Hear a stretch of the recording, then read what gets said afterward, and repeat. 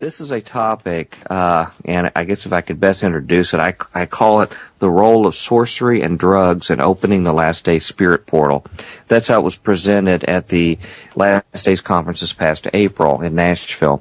But it really was initiated based on a chance story we reviewed on Future Quake, probably around the end of 2008, regarding this chemical DMT, which I will talk about here more so in just a minute. But it had some mysterious history to it, not only as a hallucinogenic chemical or psychoactive chemical, but its religious connotations to it. And this really intrigued me, and it was an area I had not really looked into. I've not been one that had a history of partaker of drugs, even alcohol. So I really didn't know much about this material other than what's known to the general public. That led to some more research on my behalf and more interest in doing sort of a foundational show back around January 2009. I invited Dr. Lynn Marzulli to sit in as part of our discussion of my research on DMT and similar drugs. And at various times, I've taken an interest in furthering and advancing my research in this area. And I'm getting more and more convinced all the time that this is an area that all people need to be aware of, particularly the Christian community, because we've been very lax in understanding what goes on in this concept of sorcery and the role of drugs and the spiritual implications itself. And that's really the context of my talk. So if you don't mind, I'm going to proceed further. And Chris, please feel free to interject, ask questions whenever you like along the discussion as we go here. Okay, great. The whole purpose of this talk, and just to give you a little heads up here, is to educate, first of all, on some history of sorcery and drugs in spirit contact, in use in spirit contact, both from secular and biblical records. Try to explain the impact of sorcery activities in the modern era as well, too, which is another fascinating topic. And from there, reveal some current developments in the revival of interest in sorcery today. And then proceed to propose some hypotheses on how these activities can actually fulfill Bible prophecy. And conclude with some suggested activities today that I think may fulfill the model, the prophetic model that I will propose, and then close by recommending some action to actually address this threat. So, moving into the body of it, I first need to clarify some definitions for people of some terms that they may not be familiar with. The concept of the word or term theurgy, and I'm going to give you a definition here. It's the practice of rituals, sometimes seen as magical in nature, performed with the intention of invoking the action or presence of one or more gods, especially the goal of uniting with the divine, achieving kenosis, or perfecting oneself. And kenosis relates to having a union with what is fundamental in reality, the one, the source, or monad. So it's a key purpose of conjuring these particular spirits to achieve a desired spiritual end state. Now, there's two types of this. One is called invocation, and invocation is best defined as a form of possession. And this is where an individual's normal personality is replaced by another. This would be the kind of thing you would see when channeling occurs, when you see this spirit comes on someone. Another definition is to draw a spirit within one's body, or within one's own body. Even shamans do this. Medicine men, shamans, Wicca practice this activity. The other approach is evocation, and that is calling or summoning a spirit, demon, god, or other supernatural agent is the definition. And even Aleister Crowley, who is well known to anyone who studies the areas of the occult, he has his own definition just to distinguish between the two. He says to invoke is to, quote, call in, just as to evoke is to call forth. Now, in invocation, the macrocosm floods the consciousness, so the outer spirit world comes in you. In evocation, the magician, having become the macrocosm, creates the microcosm.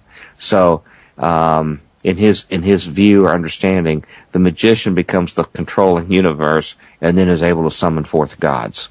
So you will hear invocation and evocation all the time, but invocation, they come in, they sort of take you over, they speak through you, for example. Evocation is when they actually appear or manifest themselves in some form before you. Another term people need to understand is what this word sorcery means. Sorcery, if you look in a simple definition, for example, in Wikipedia, it's called the manipulation of magic. But I'm very interested in what the ancient world says, and particularly the Bible. In the Old Testament, the Hebrew word, it's keshef, I believe it's a pronunciation, and it relates to sorcery or witchcraft. In the New Testament, there are actually two words that are used. One is mageo, and that means to be a magician or to practice magical arts. But the one I'm really interested in the most is the term pharmakeia. And pharmakeia is the use or the administering of drugs involved in sorcery, magical arts, and often in connection with idolatry and fostered by it. So drugs are a key connection, and obviously you see the word pharmakeia and its connection to pharmacy and what we know is administering of drugs. And the last term I just want to make sure people are clear on is this term shamanism. And probably a simple definition is shamans are intermediaries between the human and spirit worlds. So these are a very, very ancient form of people that do this particular function itself. Now, just to give you a couple examples that we have in the ancient literature where these events occurred, if you go back and look at the book of First Enoch. Now, First Enoch, if your listeners are not aware of that, is a book that some consider writing that is worthy of consideration as being factual and accurate. It is quoted in the Bible, in the book of Jude, and elsewhere in the Bible, which gives it very special consideration. The book of Enoch has been kept in the canon of the Ethiopian church since its earliest days, one of the earliest segments of the church body. So it's something that's considered in great esteem. Some portions of it, particularly as you get later sections that may have been written at a later date, cause more concern and conjecture. But anyway, First Enoch is held in great esteem, and it talks a good bit about what happened when these angels, 200 angels, came down to cohabitate with women in the days before the flood. And this event is alluded to in Genesis chapter 6, as well as, again, in Jude and a few other places in the New Testament. But a couple of these people, and these are in foreign tongues, so I'm not often able to completely pronounce them correct, but Semjaza and Amoros were two of these leaders. In fact, Semjaza is considered possibly the ringleader of these angels who, as the Bible says, left their first estate and came down to cohabitate with women.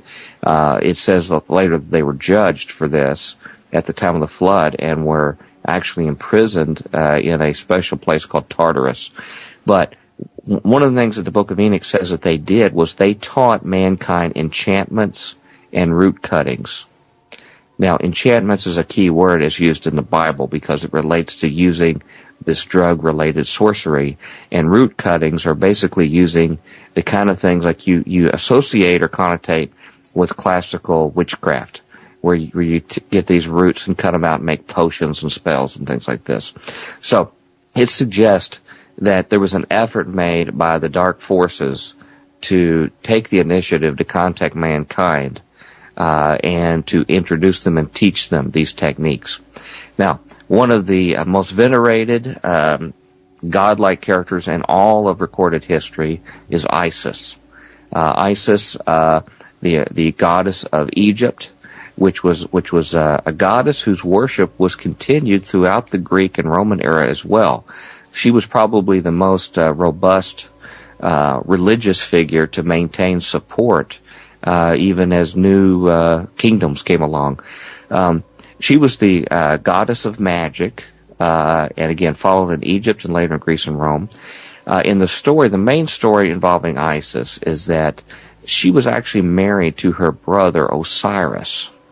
And Osiris was confronted by Seth, or Seth. Seth is the correct term. And in their battle, Seth was able to destroy him and actually cut him up and send him away. And Isis was able to actually use her magic techniques to gain extra power from Ra and others as a means by which to reassemble Osiris and basically rescue him from the underworld of death.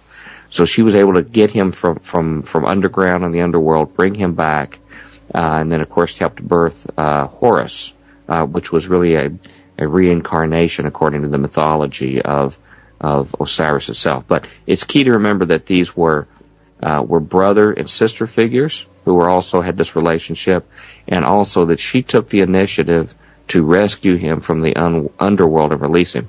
Now, she has temples at places like Delos, which actually where the temples for Artemis and Apollo are. And if you study the literature, you will find that her image, her attributes are actually associated with Artemis and a few other mythological figures that have, in essence, the same description.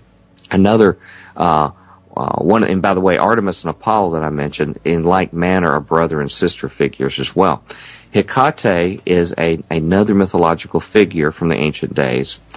She was the Greco-Roman goddess of magic and witches. She also, the annalists of these ancient mythologies say, is really related in worship to Isis and to Artemis as well. But she was a clear-cut goddess that was associated with witchcraft, magic, and similar things we'll see here in just a moment.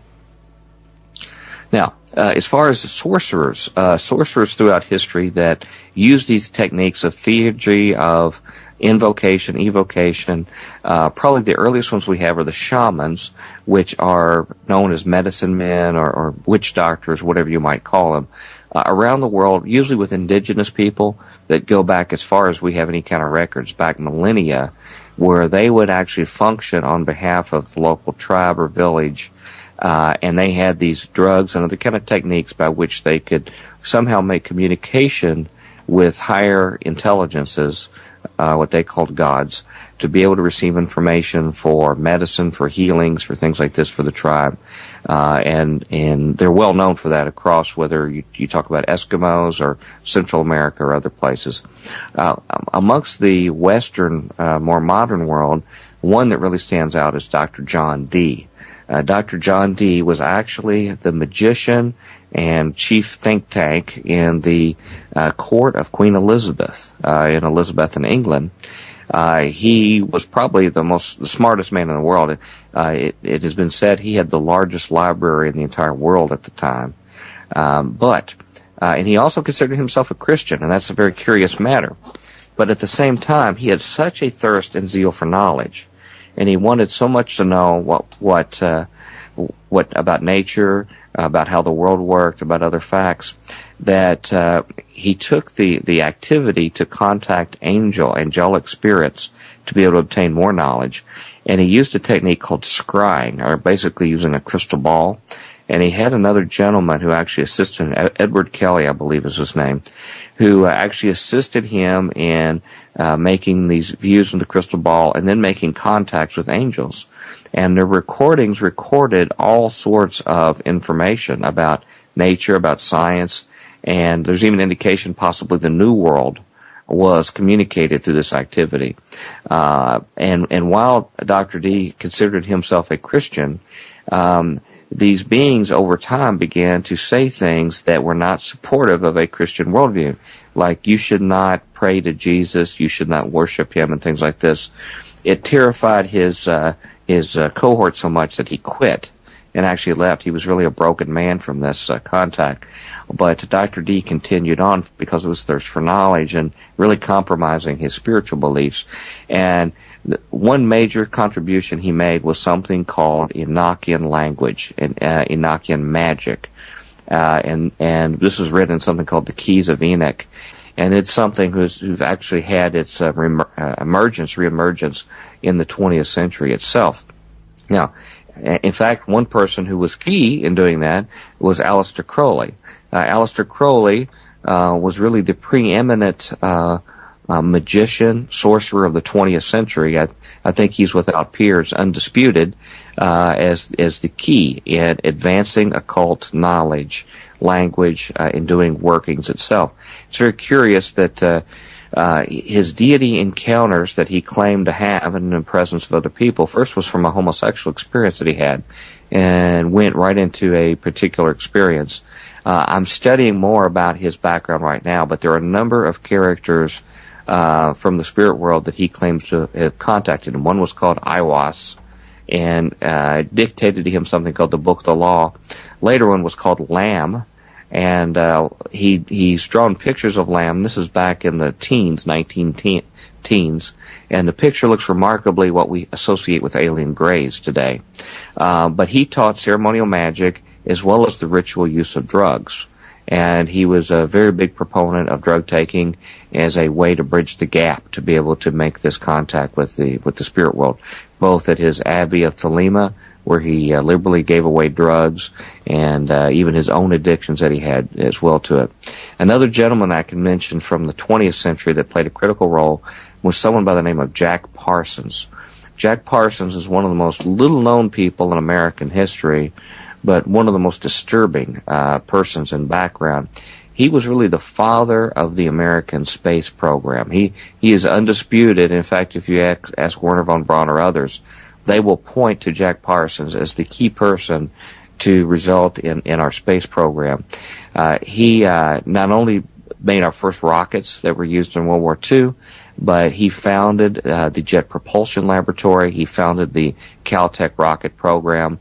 The rocket company Aerojet, for example, was founded by him. But he was a full-blown occultist. He called himself the Antichrist. And when they would perform rocket tests, either for academia or for the federal government, he would invoke ceremonies of the god Pan whenever he would do his experiments and tests. And he took on the mantle and ran the occult group, the main occult group in America out of Southern California, and was in direct correspondence with Aleister Crowley, and really was seen as his protege. And he developed a group of scientists, literary people, and others that would do these dark occult practices in his home, scare neighbors and other people. Even famous actors like John Carradine participated in these activities. But it became an issue with the FBI as they were watching these things. The thing he's most famous for is something called the Babylon working. And what these sorcerers do, when they do a major effort to evoke, an evocation of a spirit, they call it a working. And in the Babylon working, he wanted to produce the great whore Babylon that would be, materialize and make itself manifest in this world. And so it could be a consort for the Antichrist in this world. And this activity was done in January 1946 with none other than his assistant L. Ron Hubbard, who was later known to found the Scientology religion.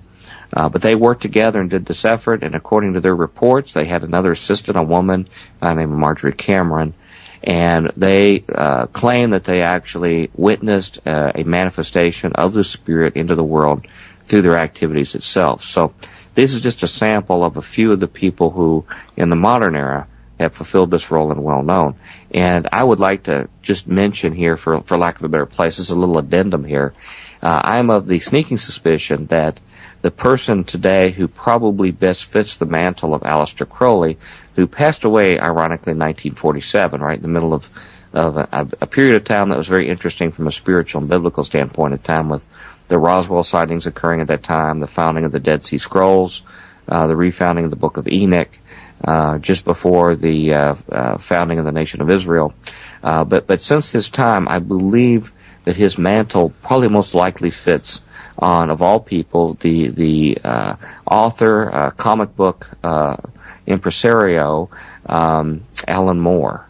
Alan Moore was the author of a comic book series called Watchmen, that is considered classical literature beyond the comic book phase.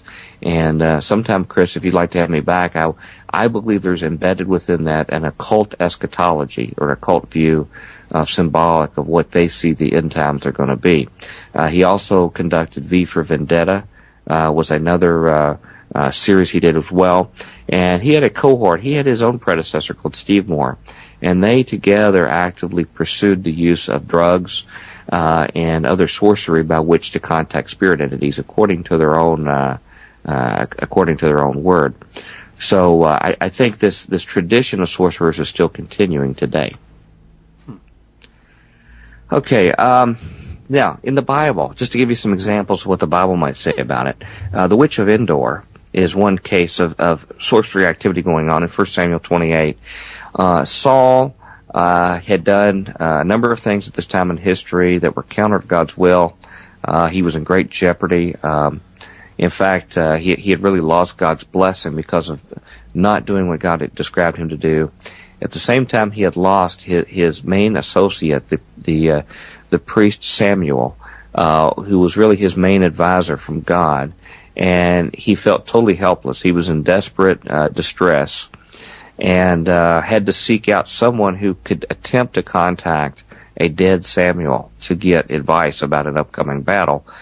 He had already chased the sorcerers out of Israel, as he was instructed to do, so they had to go find another one just outside the area at Endor to use.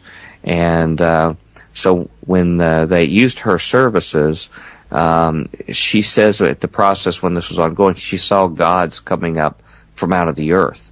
And that was the thing she saw. And in reasons that I can't fully explain what happened, for some reason it appears that she was permitted to bring forth Samuel for a special purpose. And this purpose was to send a message to Saul that he was doomed and that his life would be taken from him in this upcoming battle.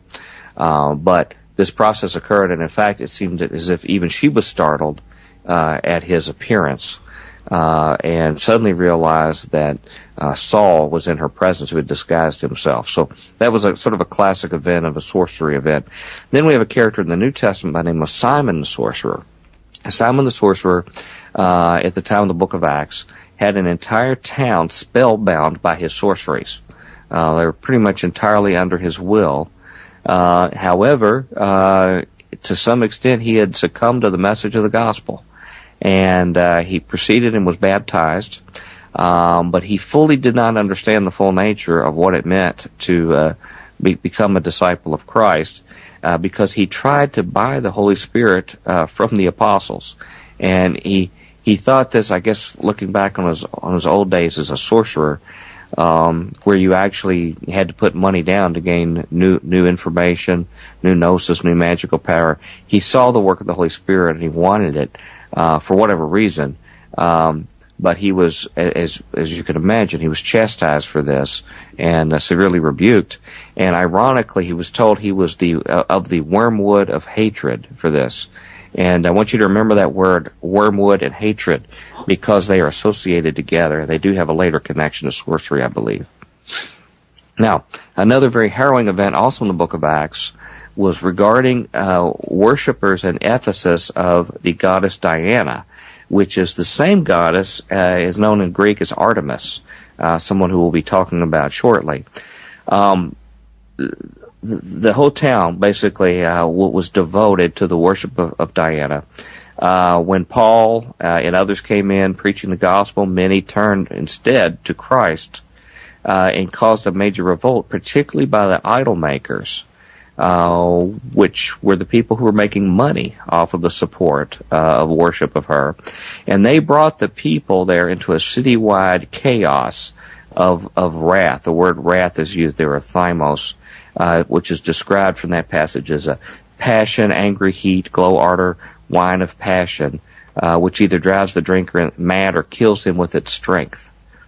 So that's the definition from Strong's Concordance of the word used there. We're not talking about just a general run-of-the-mill anger, something that was a rage that would either drive someone mad or kill the person because of this. So I think there was something spiritual going on. And those in your audience who are familiar with Pastor Russ Dizdar and his discussion about an upcoming Black Awakening, where massive numbers of people are going to have possibly submerged demonic personalities called forth, have been placed for a future day or hour. Their kind of activity of chaos sounds similar to what happens in this passage. And in this discussion of Diana, they mention that an image of her that was in their temple there locally had fallen from heaven. So they had this idea of her being in the heavens and falling down into the temple itself. And I just want to tell your listeners to keep these elements in mind, because they're going to be cited again. Later in Revelation 18 is a very, very important passage that many people gloss over, Bible teachers and others. In that passage, if you read it, you will find very clearly that the kings of the earth and the great merchants of the earth conspire together, and it says they do sorcery, and the word used there is pharmakia, which is the use of drugs to control the activities of the world. And it says through this they deceive the nations of the earth, which is a very, very powerful passage and describes a lot of what is talked about on internet radio shows today about the deception of our world systems and institutions over the populace, over their control of food and drugs and things like this. Well, that's right out of the pages of the Bible, I believe, and I think this passage makes it clear that there is a consortium of government officials, as well as people that are in the business, in the commercial business, and they find it to their mutual advantage of control to make use of sorcery, which involves the use of drugs, and also through dark spiritual powers. And the net effect is they're able to deceive large portions of the world public in their process of this communication. Now, just going into some details of some of these chemicals that we're talking about, some of the more common ones. And these chemicals would probably be best described by the term entheogens, which are drugs which do something to your psychosis, your spirit, to enable you to overcome any barriers to make direct contact with spirits in the spirit world. And some of the natural substances include something like, I believe it's pronounced psilocybin. It's basically known as magic mushrooms. It's the ingredient in the hallucinogenic mushrooms. We have another chemical called scopolamine, which is also enclosed in chemicals like or plants, natural growing plants like belladonna, henbane, witch's herb, and even something called angel's trumpets, which is very ironic given a later reference we're going to make here. DMT. And its use in a blended form in ayahuasca tea made by the shamans in the Amazon area. And then we have mescaline, which comes from peyote and similar sources like this in Central America. Now, there are man-made chemicals. We have not been satisfied with the natural entheogens. Man has decided to make his own more concentrated versions, and some of these are things like LSD, chemical DMX, which I'll mention more just in a moment, and even commonplace alcohol, in certain cases, does a very effective role as an entheogen. Now, just to comment on two of these, dextromethorphan, or DMX, believe it or not, it's just used as the key ingredient in common cough suppressants. If you go to the drugstore and look for your cough suppressants, they're going to have a DMX symbol typically on them. Unfortunately, according to news reports that are out, it is widely misused as a psychotropic drug by at least 3.1 million Americans. And that's just young Americans that are using this very common over-the-counter drug, taking it in portions that will actually create some kind of spiritual contact. And the reports I have said that they have documented entity contacts, out-of-body experiences, and other paranormal events by use of this simple chemical that we have in our own drug cabinets. Now, scopolamine was used actually in early forms of Percodan, and now is being used for various depression drugs right now. So it's a common use for this. It was used by shamans in their burundanga plants, plant where they used it for their contact with the spirit.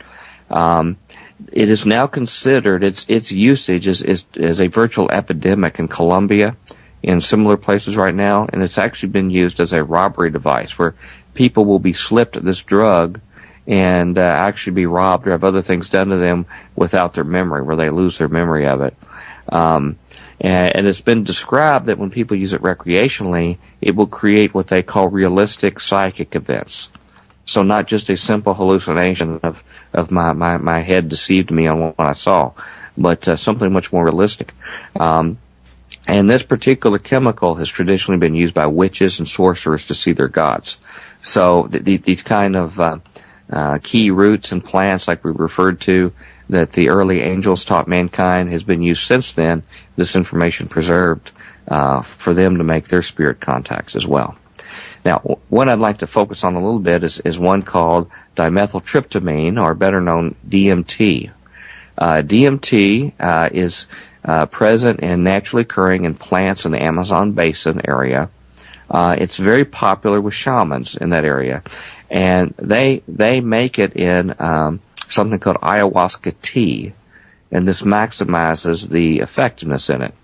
Now, this particular chemical is made in various parts of the body. Some have theorized that it's actually produced in the human pineal gland, which we'll speak about in just a moment. But in any case, it's made within the body.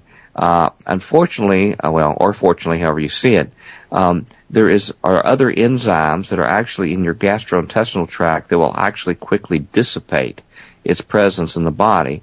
And these are called, I believe, monoamine oxidase enzymes, or MAO. And what happens is you need to take something called an MAOI, or MAO inhibitor, chemical that will actually stop these enzymes from breaking it down. And that's, in fact, what is put in ayahuasca tea. The other ingredients that are added do this MAOI function of inhibiting the breakdown of it and allow it to go through your body and your brain for even a multi-hour mystical experience. And DMT is one particular chemical that has earned a reputation for very reliable contact with the spirit world. Virtual 100% incidence of a deep spirit contact with taking the chemical, and usually within seconds for many cases such as intravenous use. Just to give you one example of what a DMT experience would be like, there was a National Geographic magazine columnist that went to the Amazon to, quote, experience DMT and take it along with the shamans and this ayahuasca tea. And she had stated in the article that she basically was an atheist, so she had a lot of skepticism about these spiritual aspects. But what happened was when she actually took it in their little circle where they pass it around and take it, she said she experienced, and this is just a summary, she was falling down this deep chasm or abyss and surrounded by souls that were crying out to her, that were reaching out with their arms and crying out and asking, pleading for help, that she would get them out of where they were stuck or kept. And she landed in the bottom of this pit and saw 3 thrones that were enthroned with figures on them, and she was absolutely terrified for her life. She could sense the evil and hate, and they said that you are doomed here, you'll never leave, there is no hope, there's no way out of here. And one of the curious things about this particular drug, unlike just a garden variety hallucinogen, is that communal experiences seem to be possible with this drug, where people experience a common reality. And according to her narrative there, a couple other people who were more experienced that had taken the drug actually intervened in her incidents and brought her out of this particular event. And it's very interesting that having a reputable group like National Geographic actually published this, and someone who really was not promoting the drug per se, but she makes some pretty far-out claims that, for example, that as soon as that incident was over, she began throwing up and threw up something that appeared to be a black snake in the bowl where she was throwing up and things like this. So these are experiences that are really unparalleled, even amongst other hallucinogenic drugs. But one of the key studies with DMT that really caused a lot of attention, and this is one that really got my attention in this whole subject area, was a study that was done by Dr. Rick Strassman, a psychiatrist, a clinical psychiatrist, back in 1991 at the University of New Mexico, funded by the federal government. They were formal clinical trials in hospital, well-funded, under tightly controlled conditions, and they were documented in a book called DMT, the Spirit Drug, which is a book that's still available.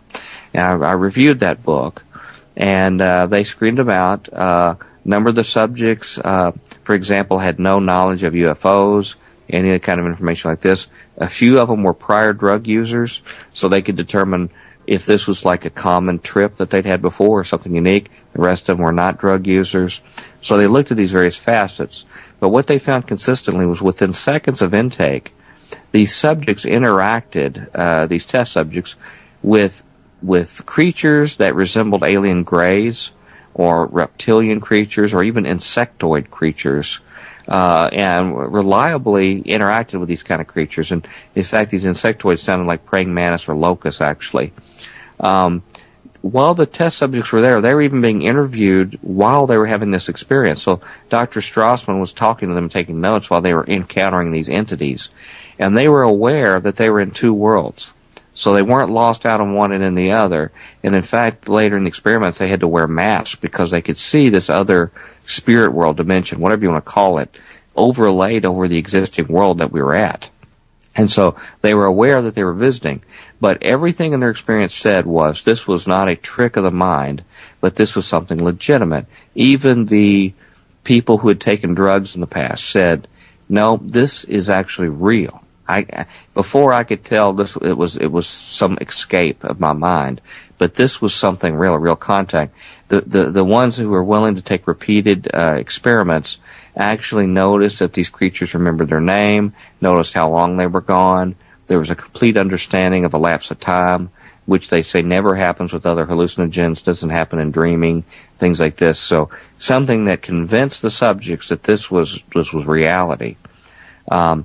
However, in contact with these strange, bizarre creatures, the subjects were commonly raped or had violent reproductive experiments done on them, something that sounded very akin to what you hear in alien abduction experiments, but very, very difficult thing. And in fact, many of the subjects were required to form a support group after the study for trauma therapy because they were so horrified by what they had experienced with it. But ironically, not only does this DMT ingestion process occur with indigenous tribes of Indians down in Central America, but there are now DMT churches that take it in a religious context. They're all over Brazil, and I believe they're actually in America now.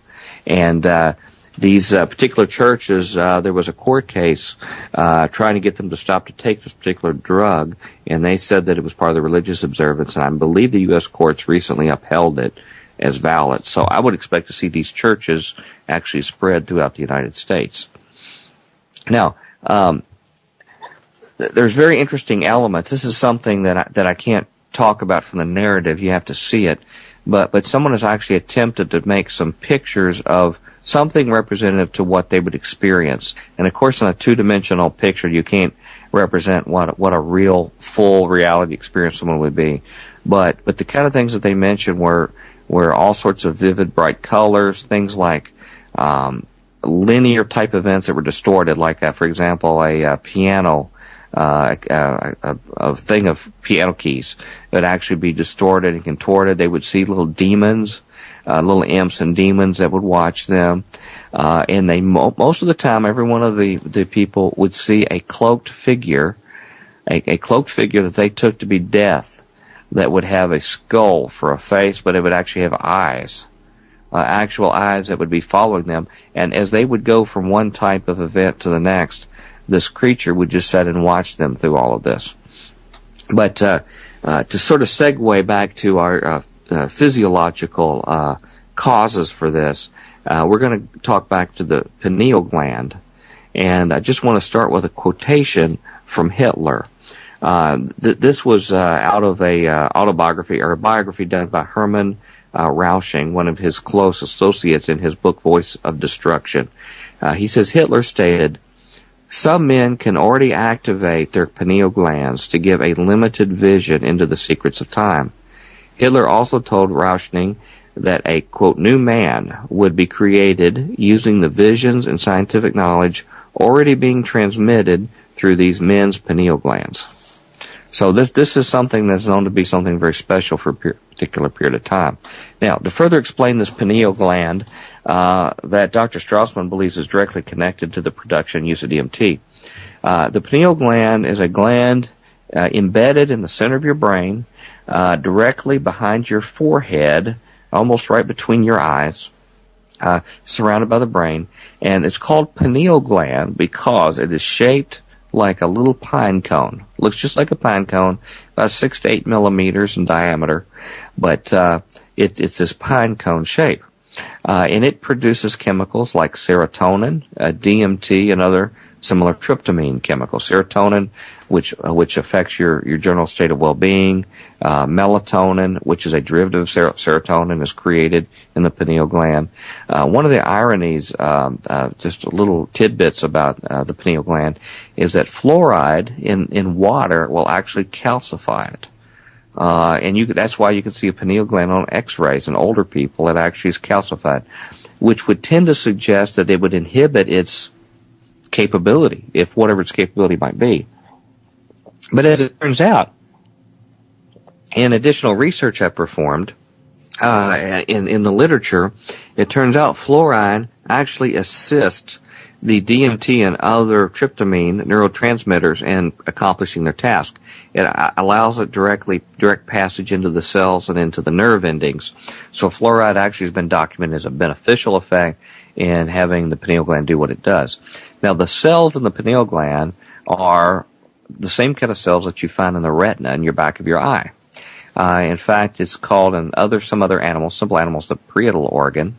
And the reason why is it functions literally as a third eye.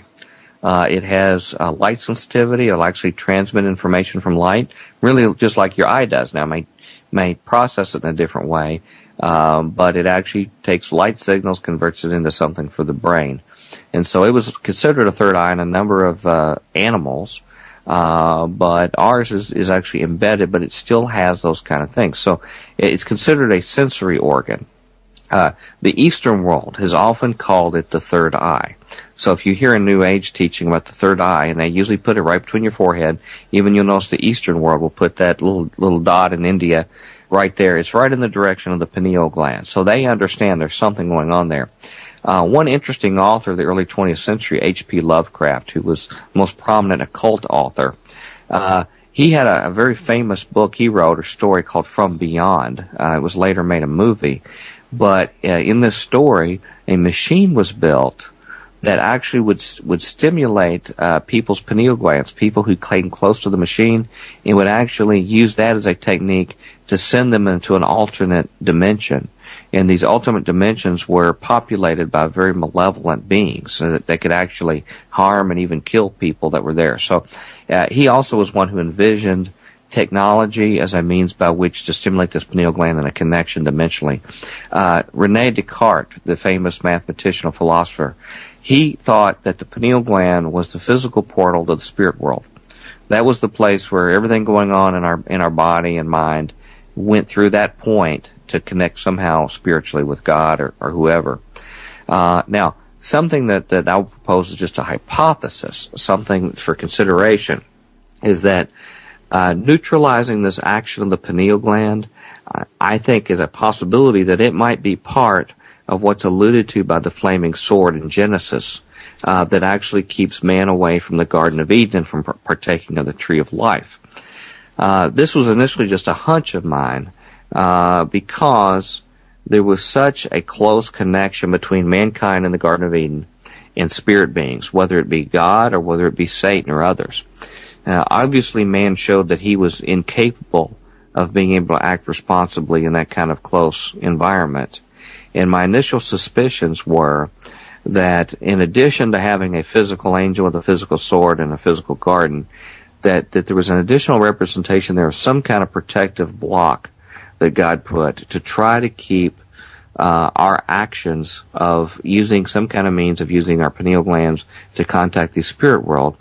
And my suspicion was further augmented by the fact that these dark fallen spirit beings came down shortly after the fall and began showing natural ways for men to actually use natural roots and things like this to overcome this barrier that was put in the body.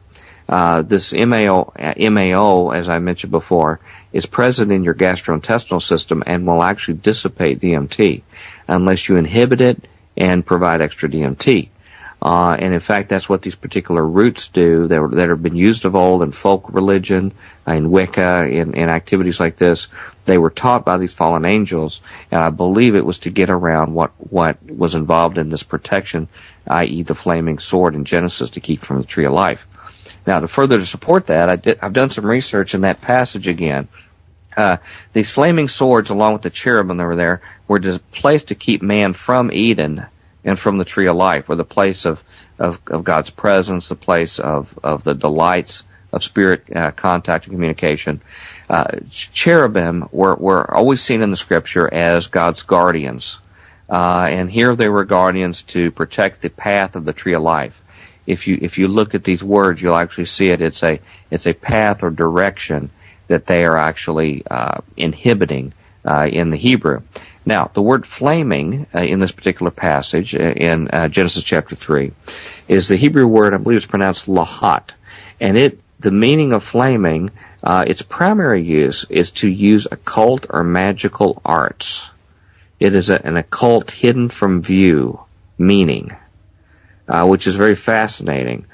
In fact, that same word is only used in one other verse in the Bible, and it is used to describe the enchantments of the Egyptian magicians. The Egyptian magicians, when they confronted Moses and they threw their rods down and they became snakes, the enchantments they used, and that self-same word that the magicians described there, were ones who knew secret occult practices, according to the definition of the Bible. This enchantments was the same word used here for flaming. Now, the word cherub, I believe is pronounced, is in fact representing a sword, a knife, or, curiously, a tool for cutting stone. So the flaming sword described in this passage, that the sword, the Hebrew word for the sword itself, can represent a sword or knife, but a tool for cutting stone, which makes me wonder, is there any connection to this ancient knowledge of stone cutting tools and Freemasonry, and a connection of these tools being needed to be overcome to reestablish this connection? The last word there, where it says that it goes to and fro, waving to and fro, is a Hebrew word, hifak. And that particular word actually means not only to go to and fro, but to transform oneself. So the possible explanation of these Hebrew words is possible that this particular device used to inhibit our access to the tree is something that is an occult or hidden means of using a sword, knife, or some kind of tool to transform yourself. So there's an inhibition of the transformation. And the discussion of keeping the tree alive, it says, is to inhibit or to restrain. So there's an activity of the cherubim to restrain this activity, this occult activity or hidden activity, using tools by which to transform yourself. So I think that's very curious when we think about passages in the New Testament when it says that the man of sin will not be revealed until the restrainer is taken away, until he who restrains, and then will become apparent that he's there, one should be seen. So I'm not sure if there's a connection or not, but it's very curious. Another case that actually a listener to Future Quake pointed out after one of our presentations mentions, and it may or may not have a connection here, but it is a curiosity. The incident in which Jacob wrestled with God, and God blessed him, God touched the hollow of his thigh, but he wrestled, he faced him face to face. Jacob names that place Peniel, P-E-N-I-E-L, slightly different spelling, Peniel, almost identical pronunciation. Could be just a coincidence. But the word Peniel in Strong's Concordance means, I have seen a divine being face to face, yet my life is preserved. And in fact, he recites this again in Genesis 32:30. So it sounds very similar to the kind of experiences that these people have had where they have seen beings they would call gods, and were in fear of their very life from this contact. But he made it a name there, and whether there's a connection or not, I don't know. But Peniel has a very interesting history after that. It was picked as the headquarters of the northern kingdom of Israel at the time that they went into occult worship and occult practices and set up idols, golden calves idols for worship. They made that the head of the kingdom for the northern kingdom, this particular location. Now, pineal gland, it's typically represented as a pine cone in its representation because of its shape, and that leads to some very curious representations in ancient mythology and in art. If you look in the ancient followers of Osiris, you will actually see that he carries a shaft, a rod or shaft that he carries with a pine cone on the top of the shaft. Similarly, Dionysus, who was a liminal god, or a god that controlled the contact between the spirit world and human world, who actually had a process by which his followers entered an altered state via drugs to be able to make this contact in this ecstatic state. He was known by carrying a similar rod that had a fennel shaft made out of fennel, the plant material, with a pine cone on top of it. And his followers, the maidens, the Menaids, actually would carry a similar staff with a pine cone on top. Well, it doesn't just end at the ancient world. If you look at pictures of the popes, they actually carry a similar shaft that has a pine cone near the top of the shaft itself. The same kind of designation. And in fact, it goes even closer connection.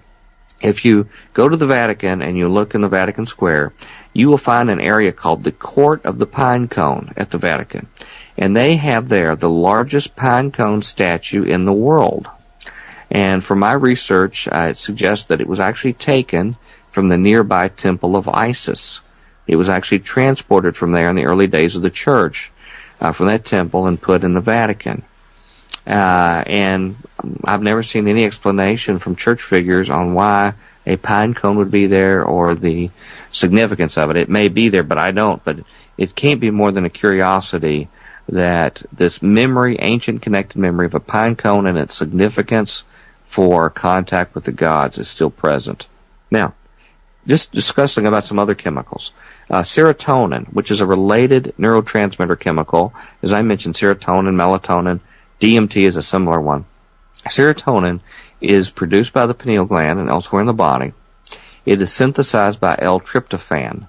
L-tryptophan is the base product that these chemicals like serotonin and others are made from, even artificial chemicals that we now take. Serotonin affects mood, increases aggressiveness, and even affects swarm behavior in locusts, which is very interesting when we talk later about locusts. But general aggressiveness in people is a byproduct of its uptake. In fact, it is present in the venom of wasps and stingers to increase pain. And there's a particular type of scorpion that was in Israel, that's in Israel now. It's called something like a death scorpion. It actually has serotonin in its particular venom in the scorpion, and it brings you almost to death. It is so severe. It typically will not kill a healthy individual, but it brings them close to death because it is such a severe impact.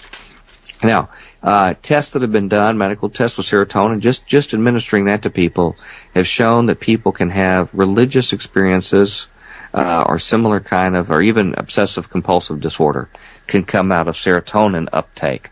But religious mystical events occur as well. Now, the artificial hallucinogen or entheogen chemicals, DMT, psilocybin, mescaline, LSD, they all interact with serotonin receptors and basically replace its interaction. So they actually can go in and when serotonin is low and actually replace it and do the same effect on the nerve receptors.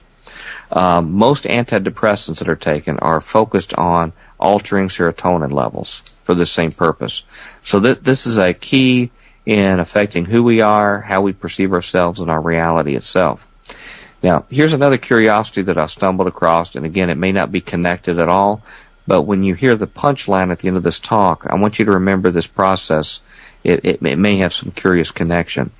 There is a process by which pine cones preserve their seeds, their internal seeds, to disperse until they're exposed to fire. When they're exposed to fire, they will have a sudden explosion and release their seeds to regerminate.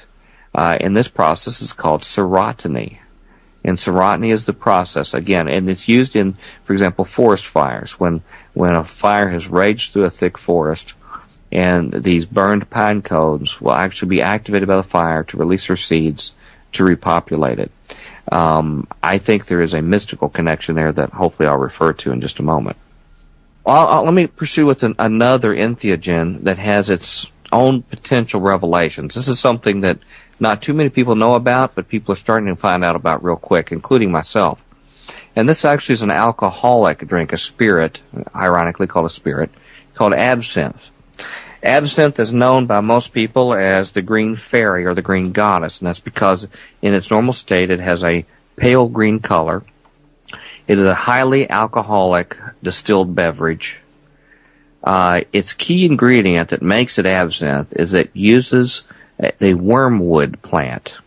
And the Greek name, the official plant name, Latin would be Artemisia absinthium. And it also uses fennel in it and a few other ingredients as well. And remember, we've already mentioned fennel and its connection with the pine cone and these staffs in the spirit world. But again, it has this pale green color, and it makes this very special material, as you're going to hear. Now, absinthe was the obsession of European culture in the late 1800s. It actually has a connection far back to the ancient world. This wormwood-based alcoholic beverage was actually known in the Greek world as absinthites oinos, or absinthe wine, and it was used in the worship of Dionysus. It was used to get them into an ecstatic state where the Maenads would actually be totally filled with his presence, have contact with him, and at the same time, they would run, according to the ancient writers, run across the hillside. If they grabbed oxen or large animals, they would rip them apart, limb from limb, and then consume them while these animals were still living, consume the raw material. Even humans, it was reported that they would actually do this too. They were a terror. And these were women, maidens that actually got together, went into the state. So it has ancient connections. It was even used for medicinal uses and things like this. But its real golden age was in the late 1800s in Europe. It was very popular with the bohemian artist bad boys of the era that we know well in literature. People like Oscar Wilde, Vincent van Gogh, Salvador Dali, Pablo Picasso, Monet, Hemingway. They all were voracious consumers of absinthe. And they all claimed that what was unique about it was that it connected them to their muse, or their spirit being that would actually inspire them and tell them what to do in their artistic endeavors. Many of these consumers, ironically, end up going mad later. They were actually left insane eventually due to the absinthe or other reasons. And not surprisingly, Aleister Crowley was obsessed with it.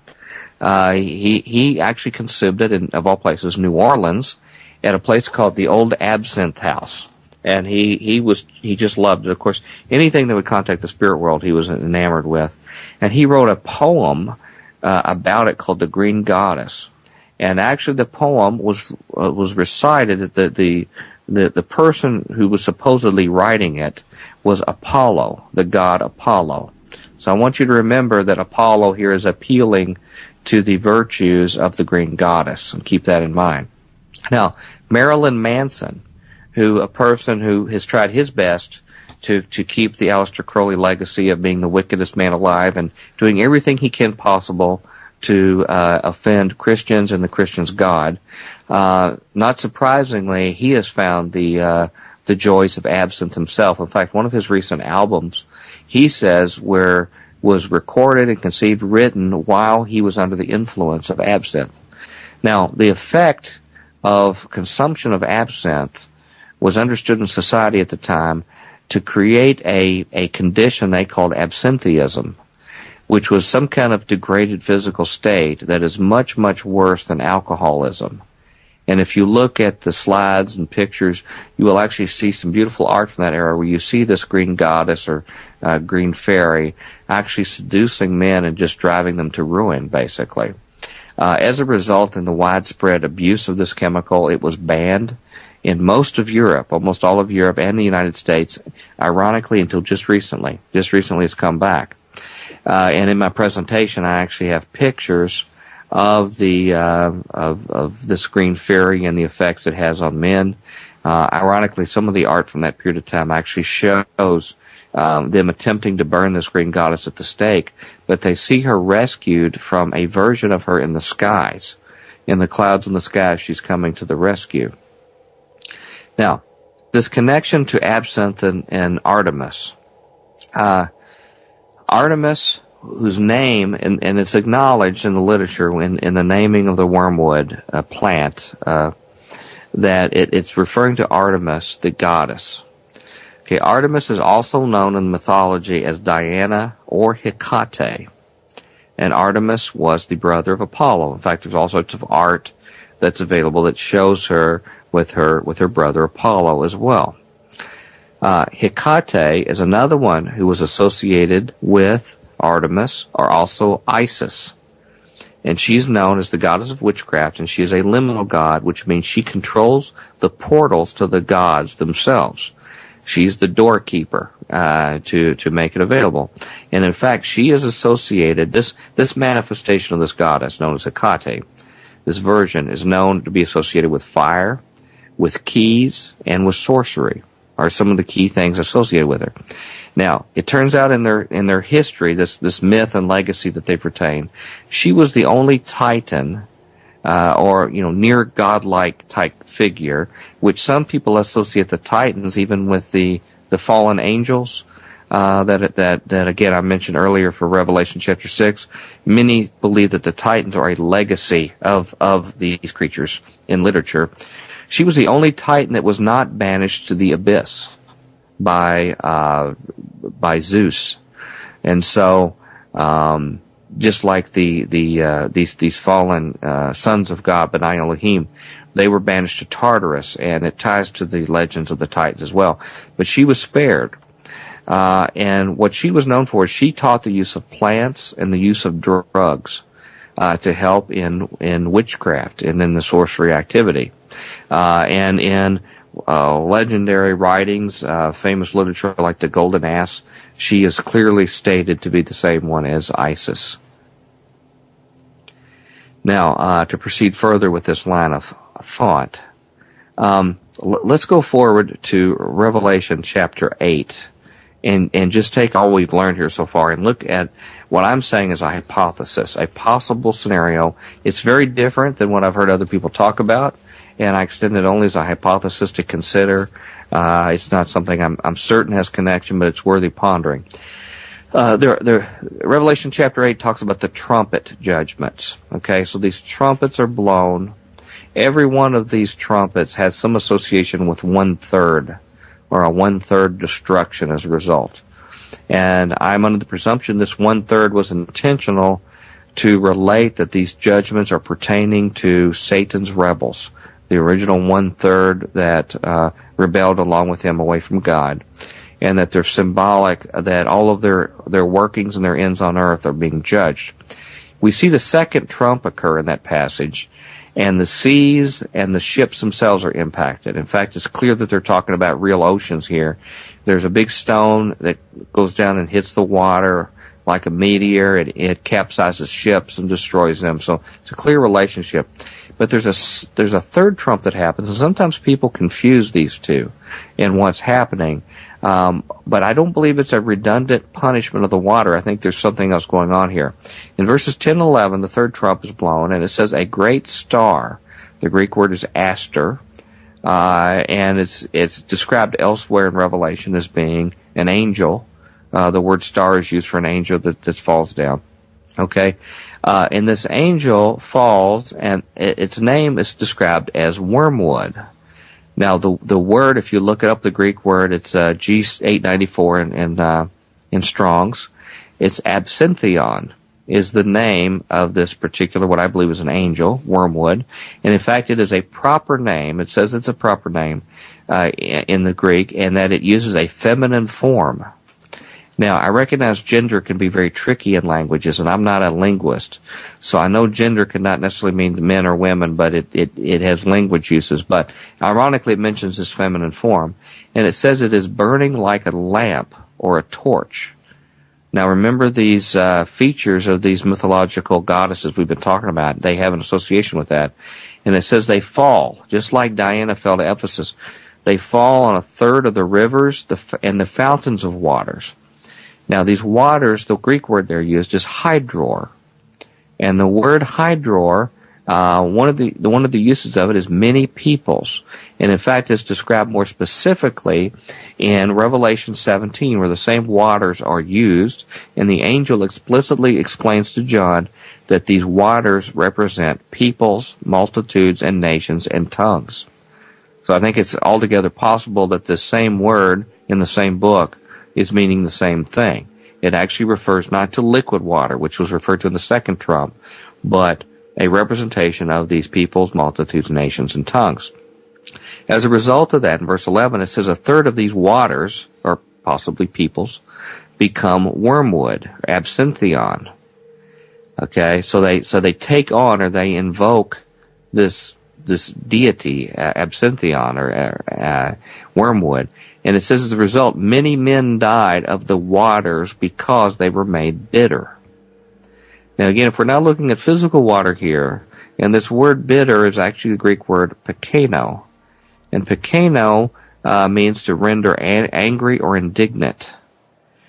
So I see a possibility that you have these followers that have actually taken on the Spirit and become bitter or angry, indignant. And as a result of this effect, many people die because of what happens to those who this wormwood falls on. Also interesting to point out in this passage, in the first trumpet you see trees are burned up. The second trumpet you have seas attacked. The fourth trumpet you have 1/3 of the sun, moon, and stars, where there's no shining day or night for 1/3. And as it turns out, Diana, Artemis, Hecate, Isis are all goddesses of the forest, seas, sun, and moon. So these are the very elements that are described in these particular set of judgments that refer to the attributes of this goddess itself. And in fact, I'll just mention further that Alan Moore and his protege Steve Moore, who are these well-known literature people of today, they worship the goddess Selene. And it turns out Selene is a moon goddess that is equivalent to Artemis. So we still have this particular worship that still goes on today. Now, the chapter 8 of Revelation ends with this narrative that I just described, and then the beginning of chapter 9 starts with an angel who fell from heaven and who has keys. Now, this angel is described in the King James as being a he, but when you look, I see no evidence of gender in the Greek for the angular description. There's no male or female given, but it has keys to open the abyss. And it releases who? Apollyon, the Hebrew version of Apollo, and locust. So I'm seeing a picture that's actually forming here. I think people can connect the dots from this. I believe that it's possible that this wormwood, for example, the star who's thrown down at the trumpet is the same star who carries these keys forward, particularly since this goddess is associated with carrying keys to the spirit world and to the underworld. So then this Apollo is released, who is the brother of Artemis. So to just solidify the interpretation that I'm leading with this hypothesis would suggest that Artemis / Hecate / Isis, whoever this liminal goddess is, she falls down in fire, as she's described, comes down in fire. She empowers her followers as a result, which is really a satanic knockoff of Pentecost. So they are actually empowering their followers just like the church was initiated at Pentecost. And as a result, there is a massive worldwide human sacrifice, blood sacrifice that ensues with the many people that die. These followers that have had the Spirit come upon them, they become bitter, they become rage, they kill in mass. And as others who study this subject matter say, that there is incredible occult power and strength in sacrifice, particularly human sacrifice. So if this is done on a worldwide scale, it may provide the sufficient power for this abyss to actually be opened and the keys itself. So I would not be surprised if this is done in some kind of semi-ritual process where they'll be released in a type of ritual to do this in the process of unleashing her brother Apollo, which I would call in the vernacular of Pastor Dizdar the ultimate black awakening of humans.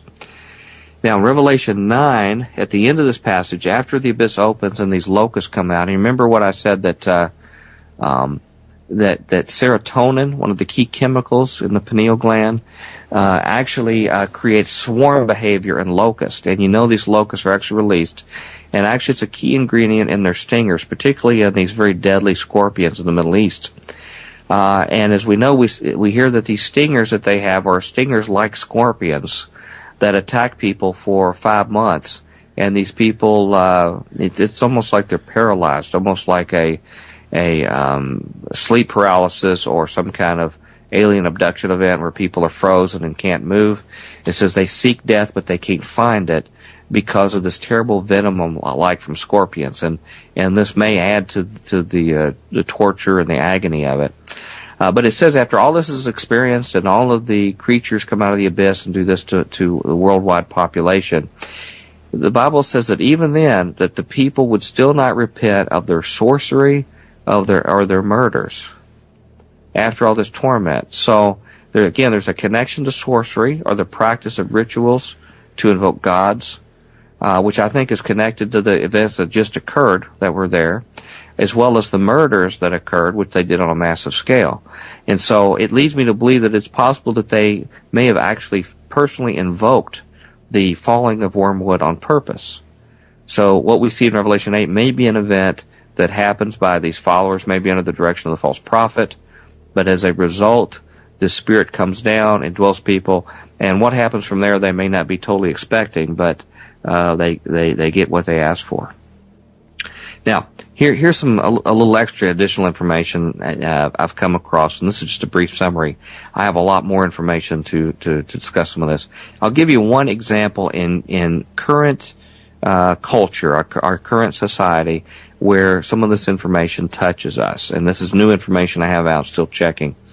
There was a hospital established in the 20th century called the Charlestown's Hospital, and it was known as something called the belladonna treatment for alcoholism. And what happened, there was some mysterious man who approached this person, Charles Towns, who was not a doctor, by the way, and approached him with a mysterious recipe of drugs, natural drugs that be given to people to cure addictions. And they said that it would be certain to make a lot of money. This mysterious person came, gave the instructions, and left without any trace. And it's very interesting because when this was tried, it was first tried on criminals, underworld figures, criminals who were overwhelmed with opium and other kind of addictions, cocaine. And then the federal government approved it to be used on millions of people in China, who obviously had a lot of opium addicts. So it was used in mass on large parts of the population. This same gentleman, even though he wasn't a medical doctor, assisted in developing the early national drug laws that our country is still under. Now, what makes it really interesting is when you know what the belladonna cure comprises. This particular cocktail of drugs that were given over time used belladonna, which is also known as deadly nightshade, henbane, which contains chemicals like hyoscine, which is also known by scopolamine, which we've talked about, and also hyoscyamine, which is also in henbane and mandrake. All these chemicals, by the way, if you've noticed and heard of them before, these natural herbs, belladonna, nightshade, henbane, have all been used by witches for untold periods of time, for potions. Even in Shakespeare and things like that, you can hear some of these chemicals used. Folk medicine has used them, and I believe it's all the way back from the fallen angels who were taught that these particular root drugs. But this was given in a modern medical hospital facility to cure addictions like alcoholism. And one of the curiosities of this was that henbane, one of the drugs there, is known when you take it, ingest it, for causing sensations of flight, where you actually feel like you're flying. And there are some theories that this is how the rumors got in the myths about witches actually flying in broomsticks and things like that, was because they would take in their covens, they would take this henbane, and they would actually take it in mass and think that they were flying. Okay. So, this belladonna treatment, all of a sudden this man initiates somebody, money becomes available, to put this hospital together. One of the early people who comes up to attempt this treatment is a gentleman by the name of Bill Wilson. Bill Wilson is a drunk at the time, but he will become the founder of Alcoholics Anonymous. He, just before this period of time, got to know some people called the Oxford movement, which was a Christian movement, but has some very, very dark background to it as well, too. And that had a lot of effects on his work as well, too. But that's for a whole other story, talking about the Oxford movement.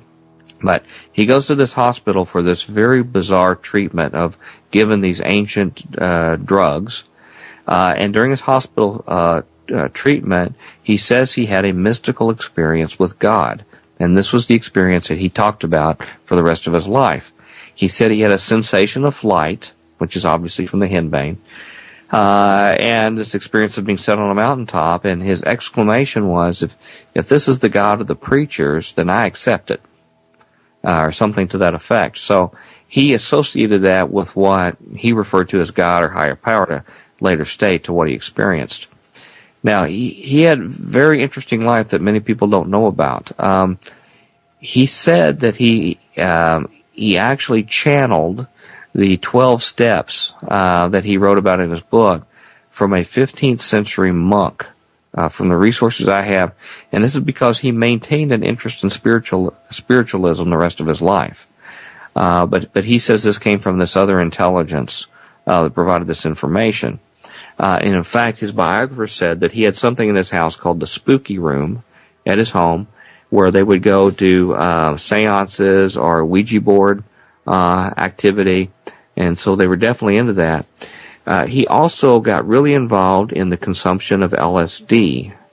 And he was part of a study group back in the 50s and I guess 60s, studying its use for assistance. People who assisted him were Aldous Huxley, a gentleman who has also a very sordid past from Brave New World and his plan to actually keep most of the world's population drugged on soma. It's talked about in his writing, his globalist writings that he had of an elite running over a drug populace. People like Gerald Hurd, who I've since learned was one of the earliest prominent New Age teachers in America in consciousness expansion. Even Claire Booth Lucci, who was a congressional figure, female congressional figure, whose husband operated the Time magazine. So a very interesting group. But he mentioned in this consumption of LSD that the experience he had was basically identical to his religious experience he had in that hospital, which is what he considered his contact with God. Now, coming here toward the end, I just want to share a little bit about what's coming, what we think is coming. Here is a quotation I'm going to give from one of the most prominent New Age leaders, Barbara Marx Hubbard. She's a woman who actually narrowly missed getting the vice president nomination for the Democratic ticket in 1984. Very influential person, particularly in global circles, and even with some evangelical figures, believe it or not. She had a message that she said she channeled from her spirit, and here's what the message she was given. It says, this is her spirit guide speaking. It says, out of the full spectrum of human personality, 1/4 is electing to transcend. 1/4 is destructive, and they are defective seeds. Now as we approach the quantum shift from the creature human to the co-creative human, the human who is the inventor of godlike power, the destructive 1/4 must be eliminated from the social body. Fortunately, you are not responsible for this act. We are. We are in charge of God's selection process for planet Earth. He selects, we destroy. We are the riders of the pale horse, death. So, this is a plan of spiritual rumble that's planning in our future. I spoke at a conference that was sponsored by the United Nations and World Council of Churches.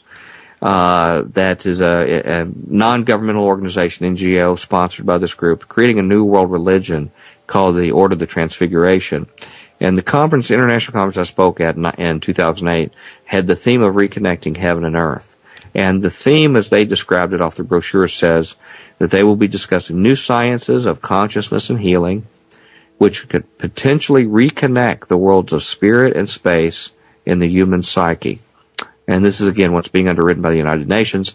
And the cover of the brochure has a goddess who actually has the earth in one hand and has these stars in the other hand, where she's reconnecting the stars to earth itself as a type of liminal goddess. Now, a couple more points. There's another interesting character, and this person goes back to the time of the Babylon working with Jack Parsons and L. Ron Hubbard. The female who they say that they conjured her appearance suddenly from an earlier magical working they did was a woman by the name of Marjorie Cameron. She assisted them in the Babylon working in 1946, January, with the goal of releasing the whore Babylon, which they were planning to be the consort for Horus, or the Antichrist, which was the resurrected Osiris. Ironically, she referred to herself later, and she was very prominent after this event. She starred in movies by the occult filmmaker Kenneth Anger. She was a main star of it. She was a head of occult circles the rest of her life. But she referred to herself as a female as the Wormwood Star. So she clearly saw a female personification in their internal teaching to a feminine personality known as Wormwood and as a star itself. Just another quick comment back in Acts chapter 19, the chaos at Ephesus.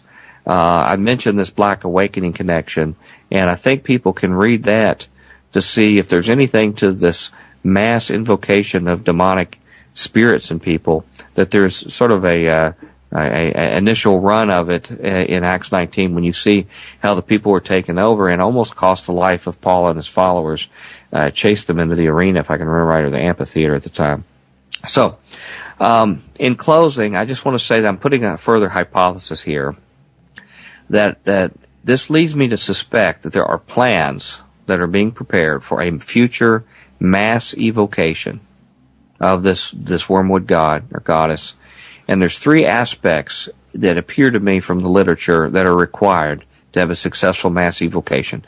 The first, it helps to have the use of drugs to chemically assist humans in establishing contact and opening portals to the spirit world, to actually overcome whatever limitations we have, any barriers to overcome them. And I would say that if you do some studying in this, you will find, and you're probably already aware, most of you, that a very large portion of our population is already on mood-enhancing or reality-altering drugs. Many of these are, in fact, tryptamine-based products that affect our neurotransmitters, and in many ways are very, very close cousins, very similar in their look to serotonin, to DMT, and similar chemicals itself. And their chemistry is just very, very close to hallucinogens and their effect on neurotransmitters. The long-term effects of these chemicals, since there really so many of them are new in this generation, are not understood, but they have documentation where some of these drugs have gone and had the opposite effect at a later date, unexpectedly, of psychotic events that result in suicides, that result in death events of people, and even some of the mass shootings which we've had, and some of these shootings at schools and things, they have later found out that some of these chemicals, these people were on them, and suspected that exacerbated an event that caused this effect. Now, I also want to make sure people are aware that it's not just drugs that you take that can cause this. This also includes foods. And we are surrounded by an atmosphere of genetically modified foods. Our corns and soybean are almost 100% genetically modified.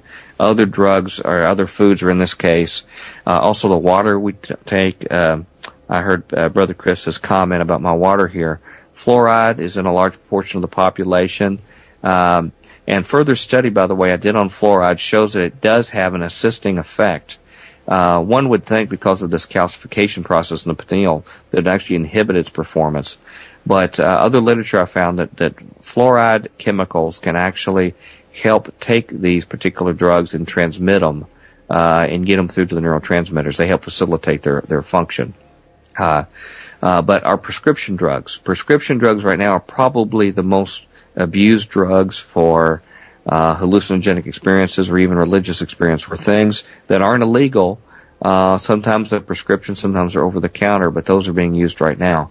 And to keep an open mind on what we ingest as being possible use for sorcery, I'd just like to remind our listeners that What did Satan offer Eve for her first experience like this, her first mystical experience to be illumined and to know knowledge?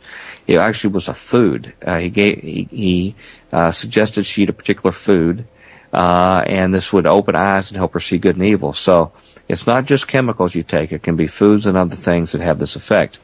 The second leg of the triad for mass evocation are rituals. And rituals are events like you picture for magic spells and activities that occur. My hypothesis and my suggestion is that rituals, the reason why they're a key component to the evocation is they have some kind of effect in focusing faith. That there's some further human limitation in being able to stay focused in the spirit world, and rituals assist humans in being able to stay focused.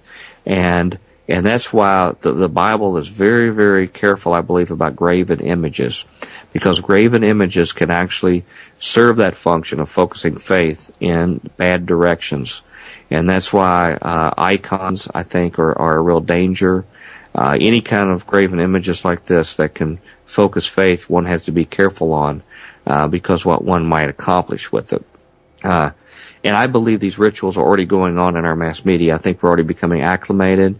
In fact, probably leading the charge amongst the media are our movies and our music for doing overt pagan occult rituals in our music with our top artists in our movies as well too.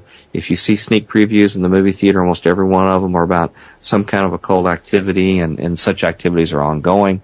In fact, we've even gotten young people acclimated through Harry Potter and other things to make this just sort of a normal part of what's going on.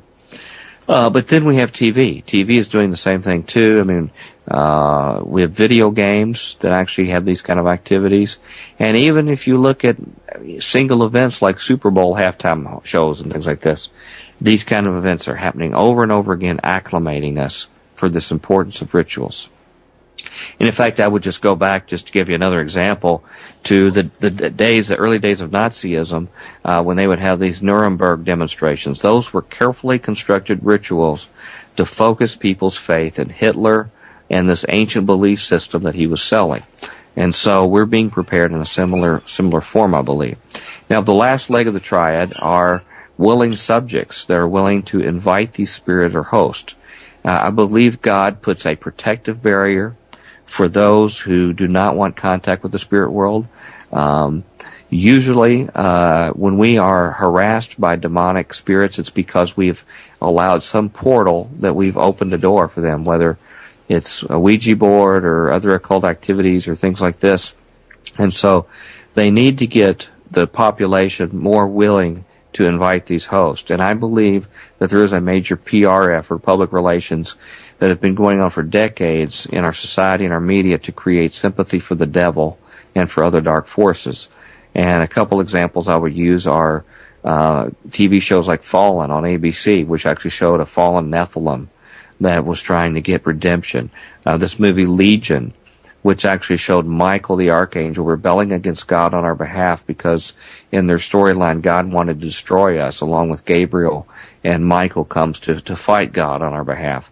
Even shows like Medium, which put a happy face on these kind of activities of connecting with the spirit world. And I think you will find for other people who don't fall for these kind of things that there are more subtle things, very kind, gentle, light worker type New Age activities, the environmental movement, Masonic activities, Masons, yoga, martial arts. These all can be seemingly unassuming adult entryways into inviting, becoming acclimated and inviting portals for these kind of evocations. And I just want to point out here that human assistance in this process of bringing forth these three aspects may not always even come from willing or even witting subjects that are aware of what they're doing. There can be, many executives in movies and television, other kind of things, and publishing, who aren't aware of this kind of stuff and do not realize they're even promoting it. Not every one of them wears a cape and horns in the back, although there are some that do. I would submit that probably most Americans that aren't Christians, their basic gods mostly are Mammon and Bacchus. They worship money and they worship pleasure and anything that they find fun or fulfilling. But they can be unaware subject to help promote this activity. So in conclusion, I'd just like to say that in summarizing, drugs play a key role in opening portals and contacting the spirit realm. And not all, but many, but not all of them are hallucinations, and many of them are well documented that cannot be explained by just mere hallucinations. The consumption of substances with psychotropic properties are becoming increasingly significant in their impact in recent days. Some are done wittingly, some unwittingly in this process. And again, there's new developments as far as additives to our food and water to expand it. And this evocation scenario that I've shown here, even a black awakening response by the subjects, can even be consistent with at least one biblical interpretation or understanding of these passages. There are actions, I believe, now behind the scenes right now to prepare for this event, that it is premeditated and being planned, and that I do not know, Christians may or may not be around to see this event when it occurs. But I would submit, even if we're not, the impact is already happening in society with the number of people who are succumbing to the spiritual impacts of drug consumption and other kind of occult activity, and as well as the increase in psychotic violence that's occurring. So, the final actions to take to close this, actions to take in response, I suggest. One is control the substances you and your family ingest. And that requires, and that's all materials, drugs, food, anything you take. And that requires education, a substantial commitment on your behalf for education, tempered by reasonableness and balance. One can become paranoid in the subject, so you've got to be reasonable, but be smart, be informed in your decisions, and invest the time to be aware of what you ingest. Now, not only the physical intake, but also the intellectual and spiritual intake as well. So control the audiovisual programming, and where that programming is for a purpose, that you and your family are exposed to. And I believe that's not just limited to what we're used to of controlling profanity, sex, and violence. Is being dangerous to our families. Like, for example, kids shows and things like that. I think if you watch some of the children's shows today, there are psychedelic elements and even magical elements that don't register necessarily in profanity or violence or sex, may not even be kicked up with protective software, but you need to be aware of the worldview that you're being taught to your children. I also think that you should talk to your children, even if they're older teenagers, about a real Christian worldview, a real one, and a Christian perspective to what is being expressed in the culture media. You will not be able to totally shield them from exposure if they're going to school, if they're around other friends. But what you can do is be ahead of the curve and instruct them about what they're being prepared and what they're understood. And what you will find is that it will not be a turnoff to your children. They will actually be fascinated by the material similar to what's been in this presentation and some of the radio shows like Brother Chris's show and things. They will be fascinated to hear about this, and it'll be a way for you to connect with your youth about this. And you can also fill the void. If you have to limit certain entertainment and other content that they can have, there can be some very interesting Bible study that goes on, sharing with Christians, and there's even some fiction, some action fiction and things like this that are done by from enlightened Christians about these topics that can actually have healthy understanding for them and something that can actually fascinate them. And also, I think you should take time to warn family and friends, churchgoers, and the public. Many of them will not understand when you tell them about the information we've covered here. Even Christians, it will be too overwhelming for them. But I recommend that everybody listening here take the risk anyway to share this information with people you know, and hopefully they will appreciate it later. And I'd like to quote a passage as the final word here that maybe you could consider in a different light from what you had before, given what we've covered right now. This is from 2 Thessalonians 2, verses 7 and 8. and I'm going to include the Greek words in here with some definitions, some of the alternative definitions within Strong's Word. It says, for mysterion, or mysteries, religious secrets, which are confided only to the initiated and not ordinary mortals. For mysterion of iniquity doth already work. Only arti, Greek arti, which means now at this time, kateko, which means that which hinders the Antichrist from making his appearance. Only now at that time, that hindrance is occurring until genomai, which means to arise, to appear in history, come upon the stage, will come out of the mesos, or the midst. And then shall that wicked be revealed, whom the Lord shall consume with the spirit of his mouth, and shall destroy the brightness of his coming. So, this passage can be read to say that these mysteries or religious secrets confided only to the initiated, pertaining to iniquity, are already at work, and only now at this time, that which hinders the Antichrist from making his appearance is occurring until it arises, where it appears in history, comes on the world stage, out of our midst, and then the wicked one will be revealed. And I think this is consistent with the discussion narrative we've had today. And that concludes my presentation, Brother Chris, on this information on spirit portals and drugs.